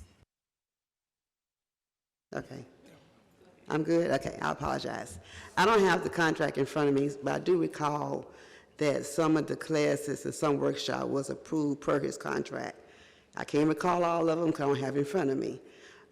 So those particular workshop, he is approved. And technically, he don't technically have to bring in receipts for the ones that are approved. Now, again, anything outside of that, the board that was part of his contract, anything outside of that should be brought to a board for approval. That does not directly help the EDC Corporation in any way. I think it was, one of them was the tax class workshop. And of course, he's not certified, so he's working on towards his certification. And we agreed that it was going to allow him to go to different workshops to help with his certification. That's all in his contract. And we probably need to get everybody, each EDC director, a copy of the contract so they can look at it and see exactly what's included before we go any farther with. But that's the agreement. I was part of that, Mr. LaBeouf and Christopher Smith. You're in conflict right now between your policies and procedures and the contract. Well, remember, the policy procedure technically is not approved by the city council. Technically, it's not. No, it's a document that if the board votes on it, that's policy. Am I correct, Mr. Attorney? Yes, sir. But it's not active until the city council approves it. The policies and procedures is not approved by the city council. Your bylaws are. You're talking about two different documents. I understand it, but according to the bylaw, you go back and read, and I read it recently, that the policies and procedures and bylaws must be approved by city council. 13.03 of your bylaws, that's the active bylaws that was effective April 2022. Well, the city council recently said, Mr. Attorney, Yes, sir. is it your understanding that policies and procedures must be approved by the city council or only bylaws? I'm looking up you said section 13. 13.3. So I was looking up the bylaws because I have them up and in front of me. 13? 13.03.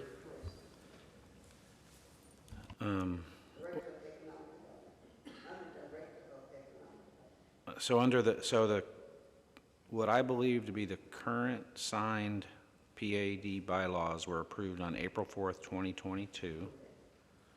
I've got a signed copy of them in front of me. In section 13.03, Director of Economic Development, is that what we're talking about?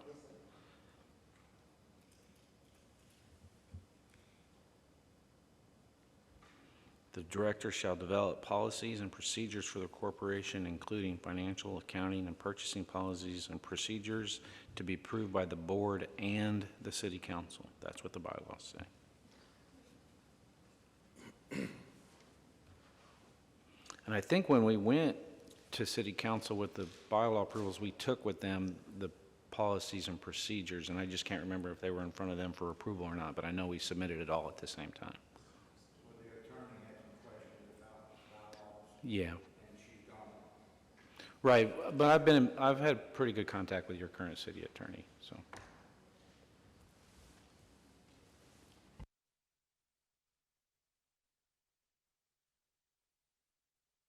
Any other questions, comments?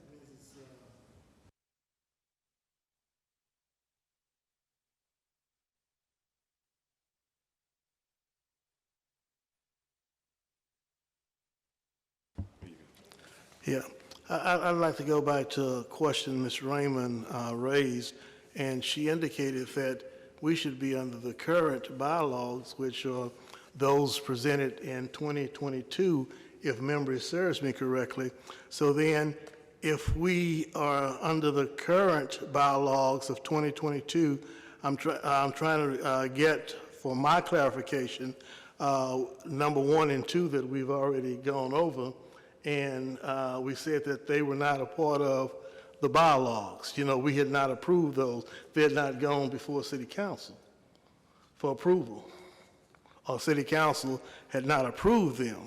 So I'm a little confused as to why one piece we can go and say we're going to use the bylaws, and then for 1 and 2, we say we can't use the bylaws and policy and procedure manual because it hasn't, that hadn't been approved. So Mr. City Attorney, Mr. not City Attorney, Mr. Attorney, can you clarify that, because that is, it is very confusing, because we've already tabled 1 and 2. So here's my understanding. Can you hit your? There you go. Here's my understanding. We have an approved bylaws, approved April 2022. There were recommendations that those bylaws be revised, and some of the sections that are in these bylaws be placed into a policies and procedures manual, because that's a best practice, and some other issues associated with that. And it is also my understanding that both of those documents went to City Council, and I can't remember if the new bylaws require approval of the policies and procedures by City Council or not. I just don't have that level of detail memorized, but I will look at that. But I do know both of those went to City Council so that they could see exactly what was being proposed. And I do know both of those were approved by this body. So let's take that set of facts and set that aside. So until those are approved, we are operating under our current bylaws. 1 and 2 was brought forward because partly, well, I don't want to get into why it was brought forward, but I gave a legal opinion as to whether or not the president has the authority to set the agenda. And I think we all know now what my opinion is. Y'all can follow that opinion or not follow that opinion. It makes no difference to me, but that's my opinion. And it's that word may that triggers some questions. And so my recommendation was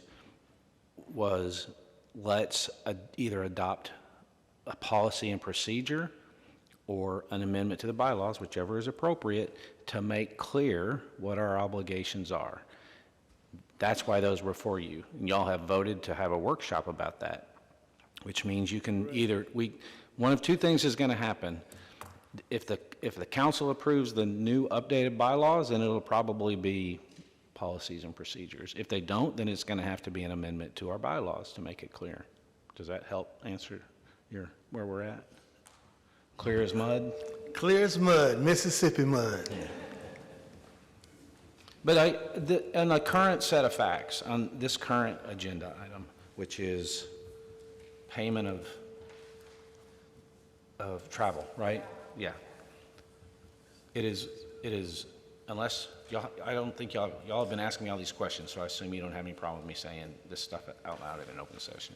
It is my opinion that the way it is currently written, that receipts must come to this. Presentment of receipts means presentment of receipts to the board. And unless this board has given authority through some sort of adopted policy, or if it's otherwise in the bylaws, through adoption of some document, has given authority to the president to approve those receipts on behalf of the board, they have to come to this board for approval.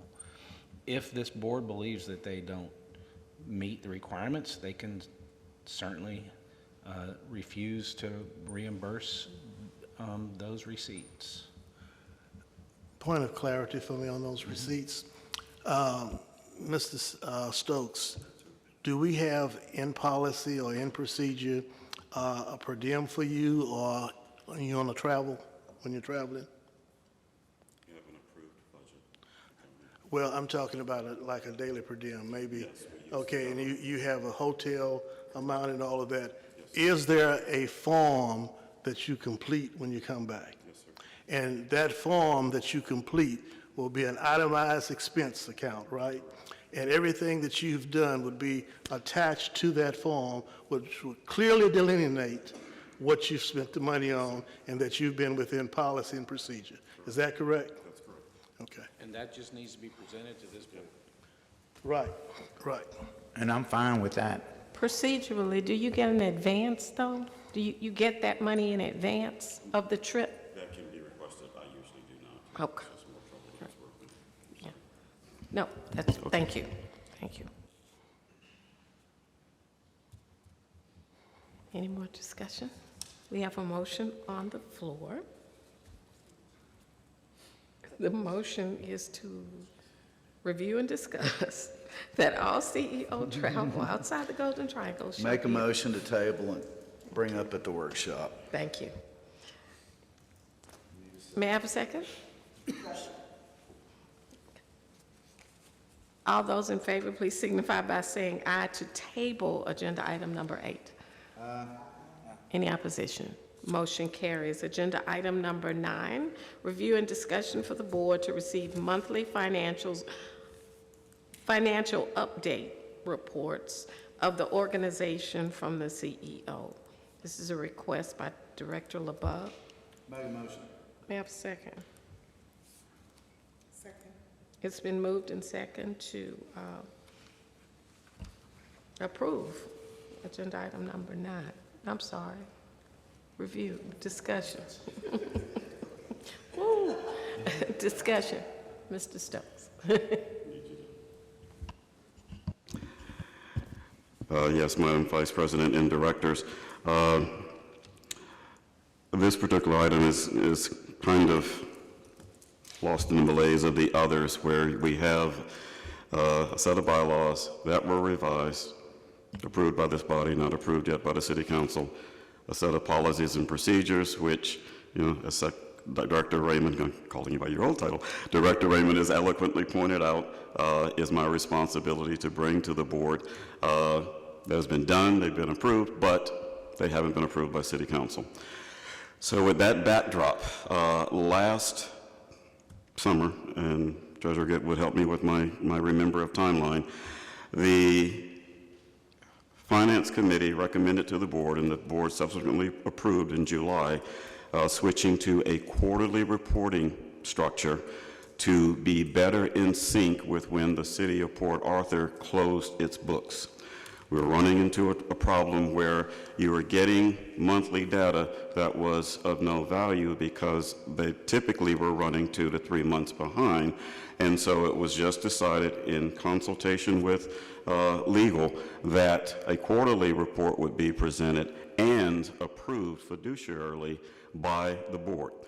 Now, the problem with that is that the current bylaws that are approved requires that it be generated monthly.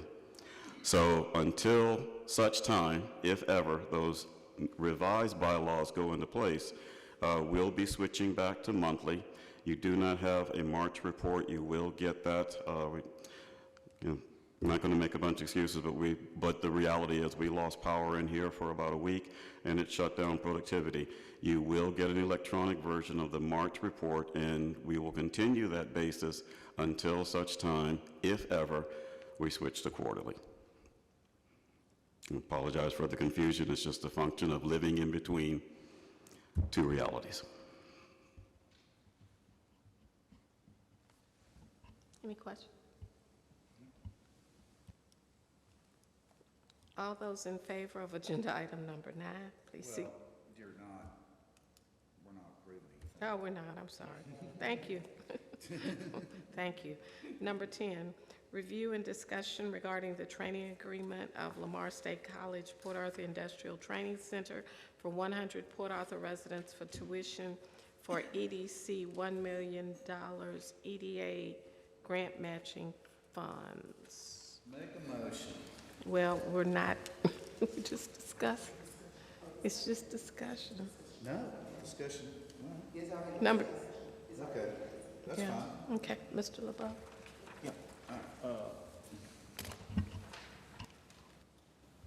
It was stated to the, by Mr. Stokes that we had, I think, 25 students or people, whatever they want to call them, go through the Lamar State Port Arthur for this $1 million we gave them for 100 jobs. And I was just wondering if this been checked and received their qualifications to make sure that they were Port Arthur residents. And if they went through, what classes did they go through? But make sure they was Port Arthur residents. Yes, sir.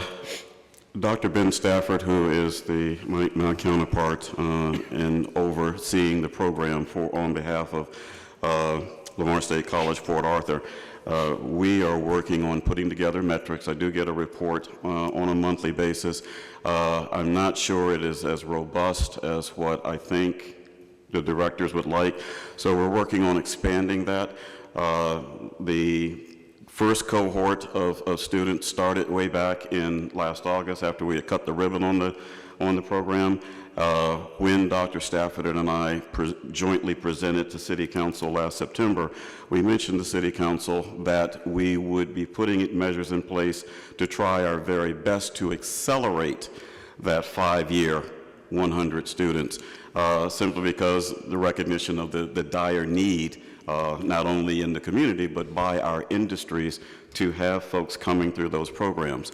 So we are still focused upon that, and that is why I was happy that the 20 was being exceeded by 25, but still, we're going to put metrics together that assure that the right folks are taking the classes, that they're successfully matriculating through, and that we measure what the EDC's return on that investment is in the short term and the long term.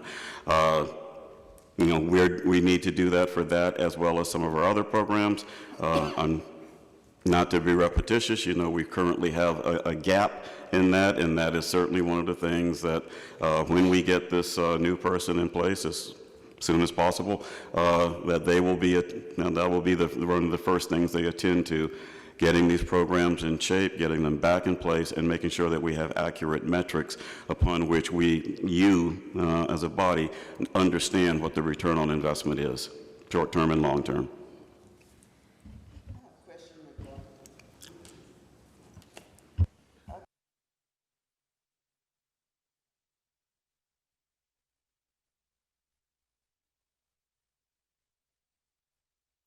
We just, as you know, got the program approved by City Council at their last meeting for the next 2 years, which was approved by this body back in February. So now Dr. Stafford and myself need to sit down. Let's look at what the 25 was back from last semester. Okay. Let's look at what we have coming up in this semester going into the summer. Let's look at qualifications. Let's look at where people are coming from. And again, let's make sure they're successfully matriculating.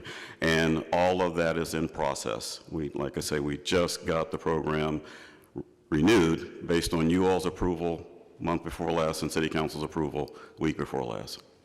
And what classes are they enrolled in? I mean, what classes are they offering over there? Both the Class A and Class B CDL license. Only, not process operator or welding or none of those? I was strictly, I'm sorry, ma'am, I'm strictly focused on the CDL program.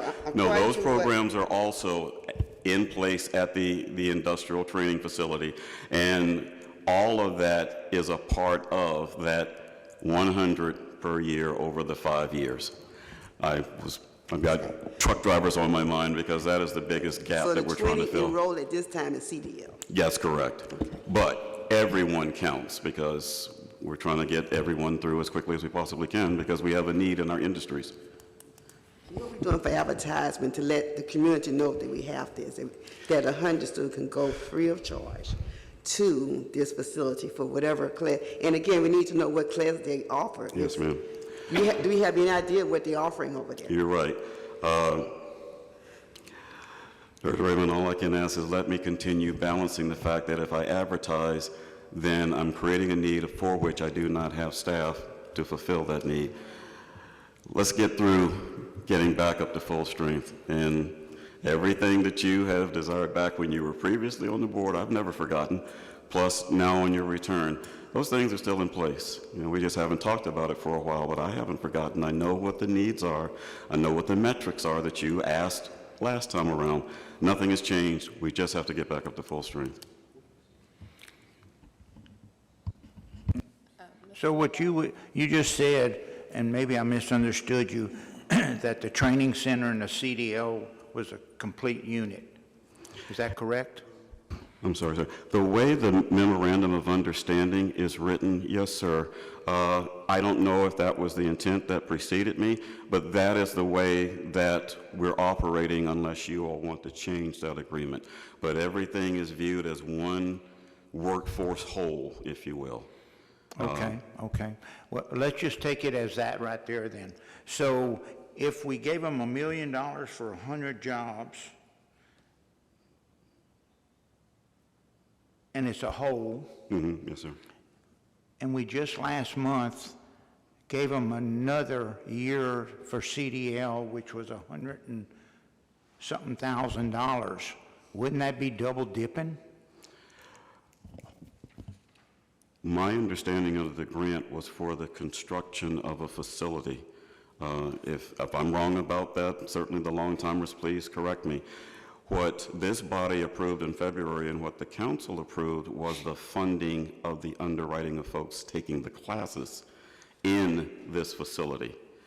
So the facility and its EDA grant required that a certain amount of folks would be undergoing the program. That is separate and apart from the ongoing CDL, CNA, pipe fitter, so forth and so on program that we underwrite.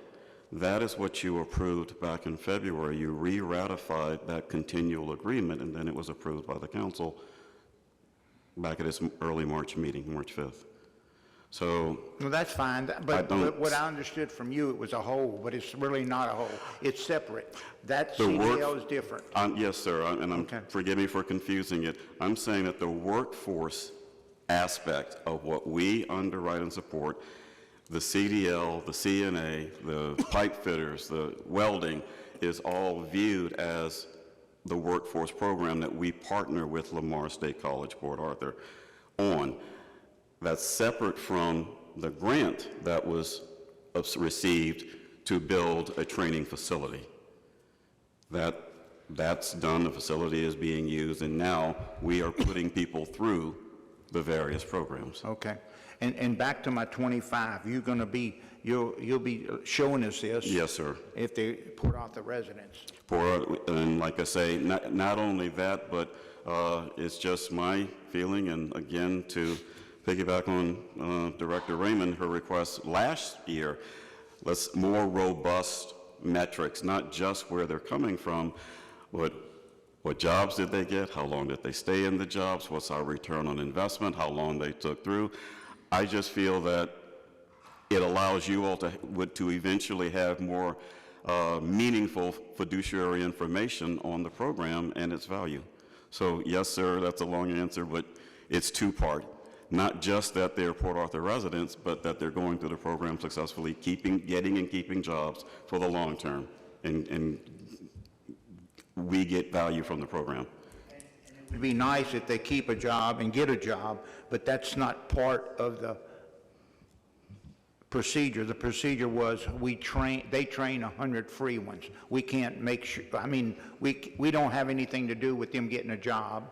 We'd like that, right? But wouldn't you like to know, Yeah. even though we don't control it? Yeah, yeah. Might be just someone might ask you at a banquet or something, and okay, I've got the information. Wasn't a part, like you say, sir, absolutely, wasn't a part of the process, but we do just happen to have that information. I agree. I think it would be very helpful to have, because we want to know that our money is being used appropriately, because if they're not completing the program, it's not important. I mean, to us, then it's almost a waste of money if they're not getting the jobs. Attorney Zach, we have someone who wants to comment in the audience. How did you know that? How did I know what?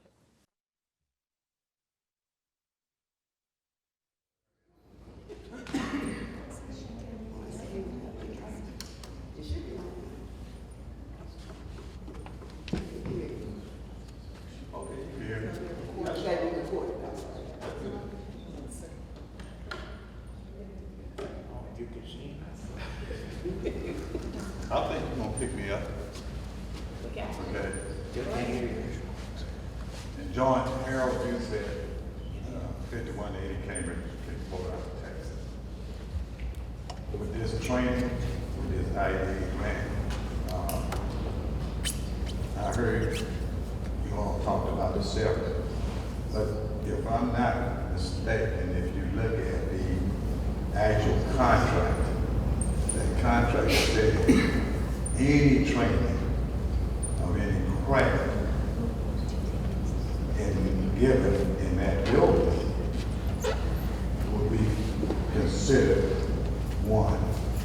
So I think they do pipe fitter over here too.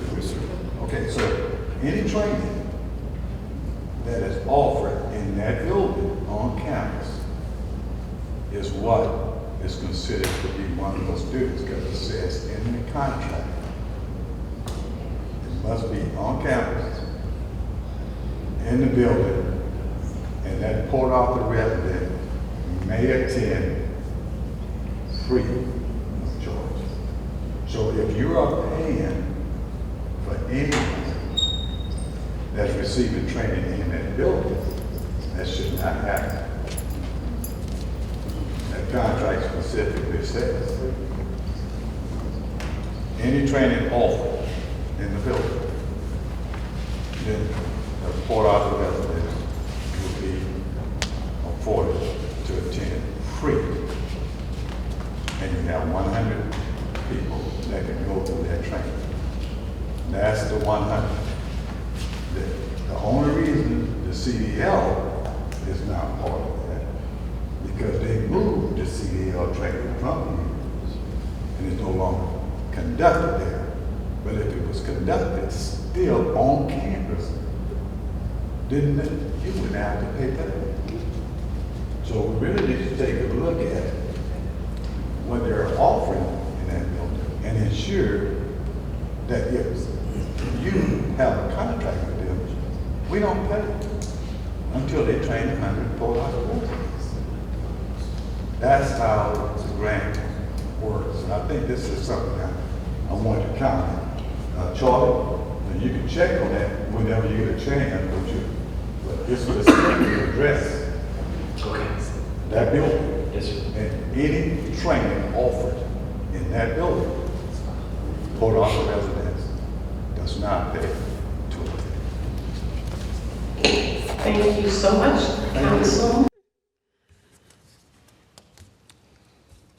Any other discussion? Yes. Yes, sir. I'm sorry.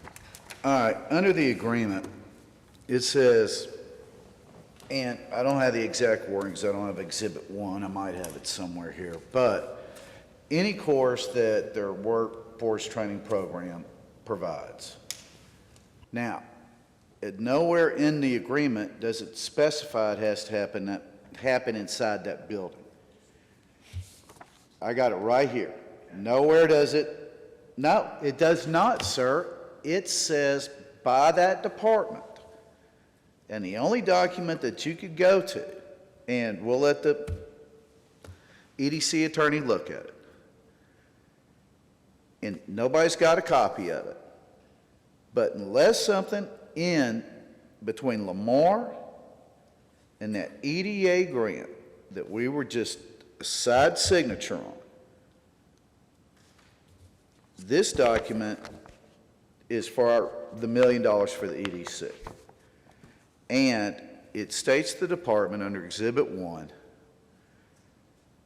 and nowhere in there does it say it has to be inside that building. It's any program that that department offers. But I'm fine with waiting on the decision from the EDC attorney. Thank you.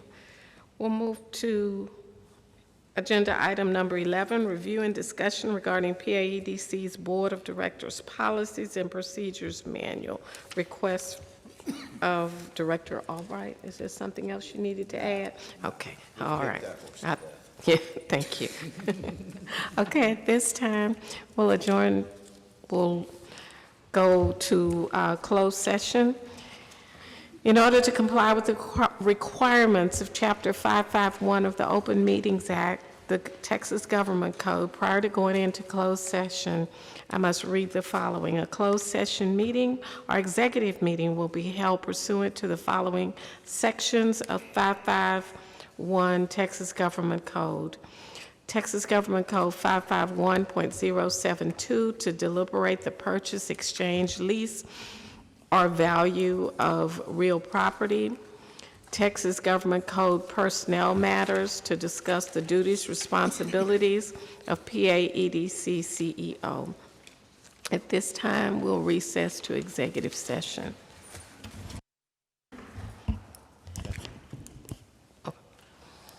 At this time, we'd like to reconvene the meeting. May I have a roll call, please? Oh, I'm 8:55. We're supposed to close the executive session too. Okay. Time we close. May I have a motion to close the executive session at 8:50? Second. It's been moved and second to close the executive session. All those in favor, please signify by saying aye. Any opposition? Motion carries. Okay, now we'd like to reconvene regular session. May I have a roll call, please? Beverly Raymond. Kayla Jacobs. Jerry LaBeouf. Here. Morris Albright. Here. Ingrid Holmes. Here. Darrell Anderson. Melvin Getwood. We have a quorum. At this time, there being no action in executive session, there is one comment. I don't have any problem if y'all want to vote to put something on a future agenda right now. I don't have any problem with it. Okay. May I have a motion to place back on the agenda the statement that you, we can just put it on there. Directionally, we just want, the board asked that we put that back on the agenda. Mr. Stokes. The future agenda items and requested reports. All right. At this, any further business? Oh, I so moved too. But may I have a second? It's been moved and second to adjourn the They heard my recording. I so April moved the meeting. meeting is adjourned. And we had a second, and so, all those in favor? Any opposition? You all have a very good night, and see you all next month. Thank you.